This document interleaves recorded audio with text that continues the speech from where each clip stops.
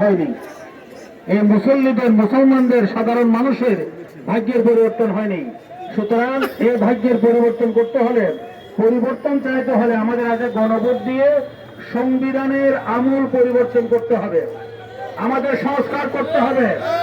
বারবার নির্বাচন হয়েছে, আমাদের ইনসাফ কায়েম হয় নাই, সুশাসন কায়েম হয় নাই, গণতন্ত্র কায়েম হয় নাই, ন্যায় বিচার প্রতিষ্ঠা হয় নাই, চাঁদাবাজি বন্ধ হয় নাই, টাকা পাচার বন্ধ হয় নাই, ঘুষ নীতি বন্ধ হয় নাই।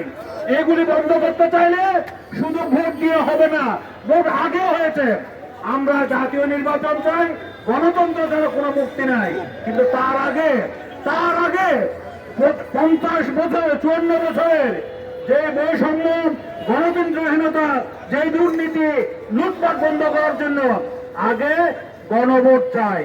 গণভোট হওয়ার পরে একটি কাঙ্ক্ষিত অংশগ্রহণমূলক সুষ্ঠু নির্বাচন হবে, এবং সেই নির্বাচনটা যদি সম্ভব হয় একমাত্র পিআর পদ্ধতি হচ্ছে সবচেয়ে উত্তম পদ্ধতি, যে পদ্ধতির মধ্য দিয়ে সকল দল, সকল ধর্ম, সকল বর্ণ, সকল পার্টির প্রতিনিধিত্ব করা সম্ভব।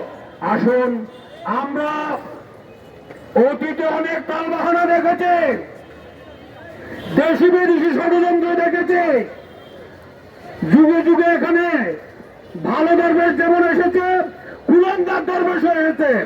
16 বছর ধরে একজন দরবেশ এই দেশকে লুটপাট করেছে, সে এখন কারাগারে। এই সময় একজন লুঙ্গি পরা দরবেশ এই দেশে নাস্তিকদের প্রতিনিধিত্ব করছে, সে ইসকনের প্রতিনিধিত্ব করছে।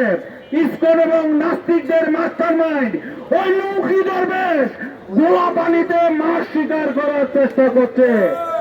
ওই লুঙ্গি দরবেশকে মুরতাদ ঘোষণা করতে হবে।